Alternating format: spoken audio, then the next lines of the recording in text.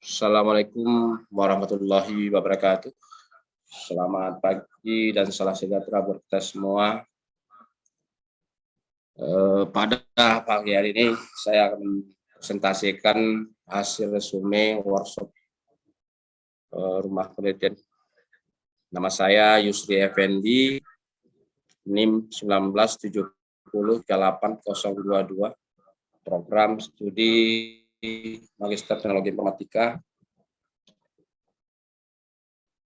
Yang mau kita bahasnya adalah buku penulisan artikel ilmiah untuk konsep metodologi penelitian dan penulisan artikel ilmiah yang dijabarkan dalam 8 bab.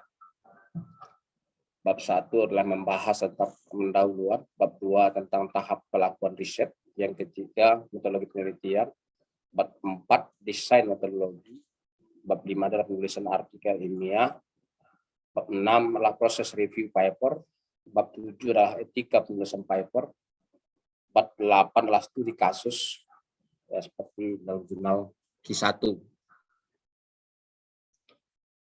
Selanjutnya konsep dasar penelitian. Dalam konsep dasar penelitian ini ada 6 bagian, yaitu definisi, yang kedua adalah tujuan, yang ketiga adalah sifat, yang keempat adalah paradigma, yang kelima adalah tahapan, yang keenam adalah output. Di mana definisi di sini menurut bahasa KBBI Indonesia adalah penelitian merupakan suatu proses mencari suatu secara sistematis dalam waktu relatif yang lama dengan menggunakan metode ilmiah sesuai dengan prosedur maupun aturan yang berlaku. Penelitian kegiatan pengumpulan, pengolahan, analisis, dan penyajian data yang dilakukan secara sistematis dan objektif untuk memecahkan suatu persoalan atau menguji hipotesis untuk mengembangkan prinsip-prinsip umum. Yang kedua adalah tujuan penelitian. Tujuan penelitian adalah untuk menjelaskan sebuah fenomena. Yang kedua adalah untuk menjelaskan solusi dari suatu permasalahan. Yang ketiga adalah untuk memprediksi sesuatu di masa yang akan datang. Yang keempat adalah untuk menginterpretasi sesuatu yang diinvestigasi. Yang ketiga adalah sifat penelitian. Dalam sifat penelitian ada dua, yaitu empirikal, itu adalah berdasarkan pada observasi atau eksperimen atau pengalaman. Pengalaman dapat dinyatakan dalam bentuk data atau informasi. Data ini kemudian dianalisis untuk menghasilkan suatu knowledge. Sistematik, secara sistematik melakukan identifikasi masalah, mencari atau meninjau informasi yang ada, mengumpulkan data, analisis data, dan menghasilkan situasi konklusi. Pada paradigma penelitian ada 4, yaitu positivistik, yaitu fokus pada suatu objek untuk menemukan hubungan sebab akibat. Kedua adalah menggunakan scientific method, menyusun hipotesa, mengumpulkan data dan membuktikannya. Yang kedua adalah postpositivity, ada memperhatikan hubungan antara variabel yang dapat dipengaruhi oleh kondisi luar lingkungan riset. Yang keduanya memberikan suatu hasil dan bentuk probabilitas misalnya, sehingga tidak perlu ada penjelasan alternatif terhadap hasil. Kontraksionis, mengembangkan teori yang sudah ada berdasarkan data tertentu. Hasil bersifat spesifik sesuai dengan konteks tertentu. Kalau paradigma penelitian transformatif telah memperhatikan sifat politis dari penelitian, mengikut sertakan berbagai grup manusia dalam penelitian untuk memahami apakah hasil penelitian berlaku ke semua kompleks manusia. Tahapan dari penelitian: identifikasi masalah, kemudian merumuskan masalah, penelusuran pustaka, rancangan penelitian, kemudian mengumpulkan data, kemudian pengolahan data, kemudian menyimpulkan hasil penelitian. Pencarian ide masalah. Penjelasan di sini mencari ide, mencari sumber permasalahan menurut Sukadamini adalah hasil observasi sehingga timbul rasa heran. Yang kemudian terdapat penyimpangan antara pengalaman dan kenyataan, kemudian terdapat penyimpangan antara yang direncanakan dengan yang kenyataan, kemudian ada pengaduan, dan ada kompetensi. Penyampaian ide ini adalah membuat map, membuat online, membuat draft, setelah langkah-langkah dalam menyampaikan ide. Literature review. Definisi dari literature review adalah pemilihan dokumen yang baik, yang terbitkan maupun yang belum terbit, yang berisi informasi, ide, data, dan bukti yang kemudian dituliskan dengan sudut pandang yang berbeda sesuai dengan topik penelitian yang diusulkan. Literature review merupakan proses verifikasi teori dan penelitian sebelumnya untuk memberikan gambaran bahwa terdapat celah yang bisa dikerjakan dalam penelitian yang diusulkan. Rancangan penelitian, kerangka penelitian, filosofi world fish adalah seperti bagan di yang samping. Ada beberapa prospektif, kontrospektif, transformatif, pragmatik, kemudian menjadi riset desain, eksperimen, survei, etnografis, case study, explanatory, sequential, complex design, etc. Kemudian riset method, natur, question, data, analysis, interpretation, etc. Pengumpulan data. Dalam pengumpulan data adalah tipe data, yaitu data primer dan data sekunder. Data primer adalah data yang diamati dan dicatat atau dikumpulkan langsung dari responden.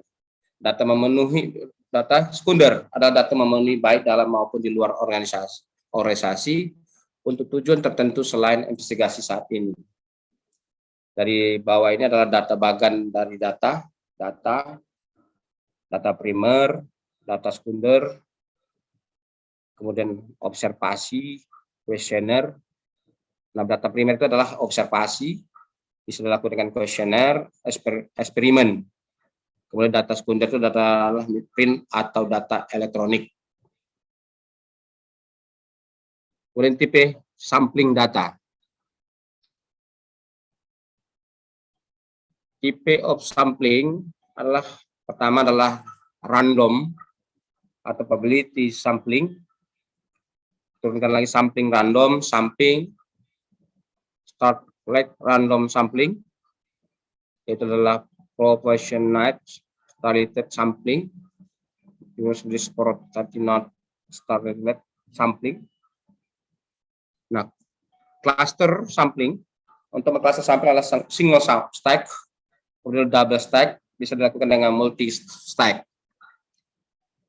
Untuk non-random atau probability sampling, itu adalah kuota, kemudian judgmental, kemudian accidental, snowball, kemudian expert sampling, mixed sampling, ada systematic sampling. Jadi demikianlah tipe sampling yang data yang dapat digambarkan. Kemudian interpretasi data. Interpretasi data ini dapat dilakukan pendekatan statistik. Yang pertama statistik deskriptif dan statistik inferensial. Nah, statistik deskriptif adalah yang mendeskripsikan sampel dan tidak ingin membuat kesimpulan yang berlaku untuk populasi. Kemudian untuk statistik inferensial, statistik yang menggunakan sampel untuk membuat eksperiensi yang berlaku untuk populasi atau melakukan generalisasi. Penyajian hasil dari hasil analisis data dibuat tabel atau chart seperti contoh di bawah ini. Ya, tabel data kuantitatif, ya, ada kategori A, B, C, D, kemudian frekuensi, ada frekuensi relatif, presentasi. Kemudian akan chartnya adalah akan seperti lahir seperti grafik. Output dari penelitian. Output dari penelitian ini adalah pertama adalah laporan penelitian, kemudian technical report atau manuskrip, kemudian tesis atau disertasi, buku, ada sensitive paper, kemudian dipatenkan, kemudian produk dari inovasi. Metode PS metodologi. Metode adalah teknik prosedur untuk mengumpulkan dan menganalisis data. Sedangkan metodologi adalah kerangka konseptual yang digunakan untuk melakukan penelitian. Kemudian elaborasi dari metode penelitian. Metode penelitian dapat digambarkan seperti bagian di bawah ini. Yang pertama adalah problem dari statement, strategi penelitian, kemudian tingkat campur tangan peneliti, kemudian setting penelitian, kemudian unit analisis populasi yang akan dipelajari, time horizon, kemudian strategi penelitian itu adalah eksperimental, penelitian survei, intrografi, studi kasus, radio teori, action research method. Tingkat campur tangan peneliti yaitu minimal reference, moderate, and interference, shift interference. Kemudian setting penelitian adalah dibuat-buat, tidak dibuat-buat. Unit analisis atau populasi yang akan dipelajari adalah individu, device, grup, organisasi, mesin, dan lain-lain. Kemudian time horizon adalah one shot cross section, one shot cross sectional, studi longitudinal. Kemudian dari analisis data adalah eksplorasi data, kemudian ekstraksi data, uji hipotesis. Nah, dari metode pengumpulan data ada wawancara, observasi, kuesioner, pengukuran fisik. Desain pengambilan sampel dapat dilakukan dengan probabilitas, no probabilitas, dan ukuran sampel. Ukuran dalam pengukuran, definisi operasional, item, ukuran, penskalaan, dan pengkategorian atau pengodean. Strategi daripada penelitian ada 4 ya. Strategi penelitian akan membantu untuk mencapai tujuan penelitian dan menjawab pertanyaan penelitian. Pemilihan strategi tergantung pada tujuan dan tipe pertanyaan penelitian itu sendiri. Strategi adalah rencana untuk mencapai sebuah tujuan. Lanjut mengenai untuk paper 1 yang terdiri dari paper ya. Dalam penulisan paper ada terdiri dari komponen artikel itu abstrak, introduction, method, causal, discussion. Abstrak adalah ringkasan singkat dari artikel penelitiannya terdiri dari satu paragraf 6-7 kalimat, 6 sampai 7 kalimat atau 100 sampai 200 kalimat bantuan untuk sebuah abstrak. Tujuan dari penulisan abstrak adalah ringkasan singkat dari artikel penelitian terdiri dari satu.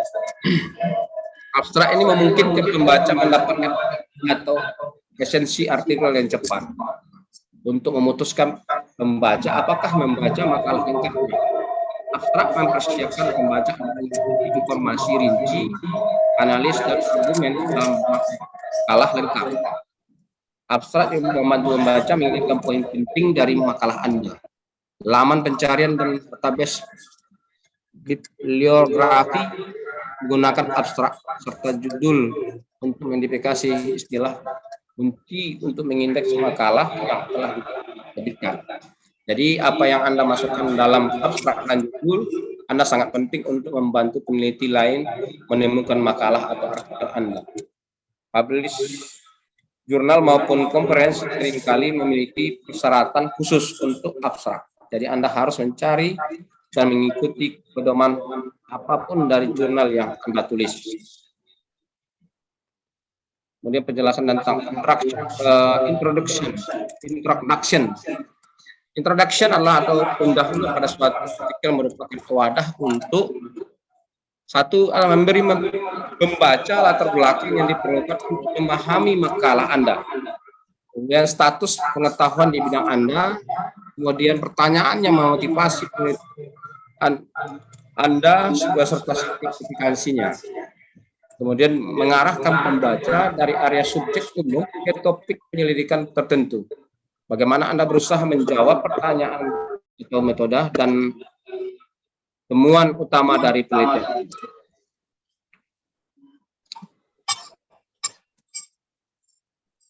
Format introduction terdiri dari general background, specific background, knowledge gap, we show. Jadi general background atau latar belakang umum perkenalkan bidang ilmu umum dari penelitian Anda yang menyoroti status pemahaman kita terkait permasalahan yang ada. Spesifik background fit ke sub area yang akan dibahas artikel Anda. Soroti lagi sejauh mana pemahaman kita di sub area ini. Tips, beri pembaca Anda rincian teknis yang mereka butuhkan, memahami permasalahan Anda, bukan untuk memamerkan luasnya pengetahuan Anda, melainkan untuk memberi pembaca semua tools yang mereka butuhkan Anda dan fasilitasinya.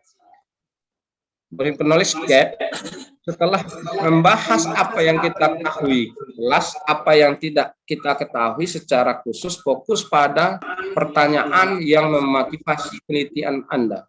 Dua, komponen sebelumnya harus berfungsi sebagai persiapan untuk pertanyaan ini. Artinya, pertanyaan yang memotivasi pekerjaan Anda harus menjadi langkah berikutnya, mengingat apa yang telah Anda jelaskan di latar belakang umumnya dan khusus. Her, we show. Ringkas dengan singkat metode dan temuan Anda. Bahkan bahwa Anda dapat mengakhiri bagian ini dengan suatu atau dua kalimat tentang implikasi atau kebaruan hasil Anda, meskipun ini tidak penting karena Anda akan membahas poin-poin ini secara lebih menyeluruh di bagian diskusi.